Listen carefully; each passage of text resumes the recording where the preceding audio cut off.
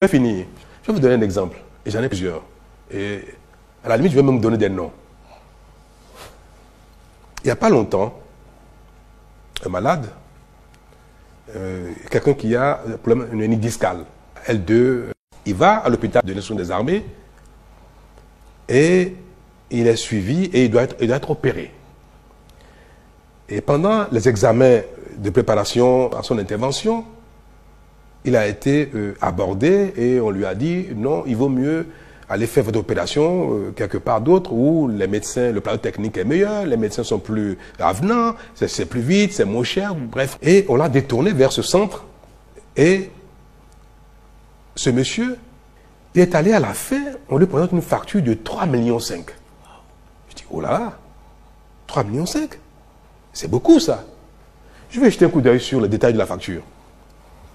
Il paye, la facture a été quittancée, donc décharge, ils ont cassé les 3,5 millions, et je regarde la facture. Et je lis dessus plein de choses. C'est 2 chirurgiens qui l'auraient opéré. Donc, des choses incroyables. Mais il y a quelque chose qui m'a choqué. Et ça, j'ai dit, ah bon? Je vais vérifier cela.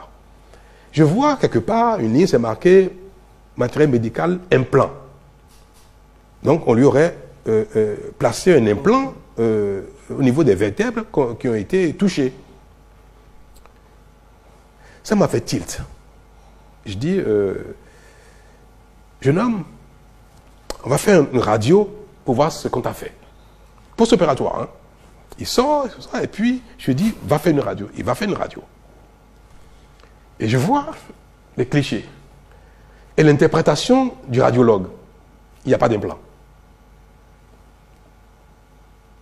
Le médecin qui l'a opéré, c'est un médecin connu, qui travaille à Parakou, qui est dans le service public, qui distrait son temps de travail, qui vient à Cotonou pour opérer des gens.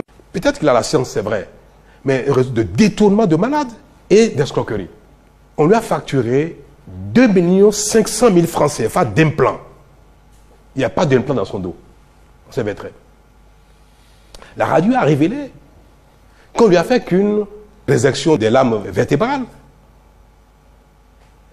C'est-à-dire qu'on a soulagé le tassement des vertèbres, mais il n'y a pas d'implant. C'est grave. Voilà là où nous sommes arrivés dans le pays. Ce métier ne peut pas être pollué à ce point. Devant vous, je voudrais interpeller mes concitoyens, les médecins, l'ensemble du personnel soignant, que nous sommes arrivés à un point critique du dysfonctionnement du système de santé et de la moralité dans le secteur. Des exemples comme ça, j'en ai plein.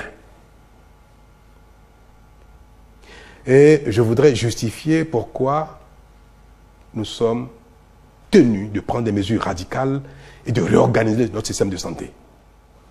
Mais quand on l'entend, c'est ahurissant.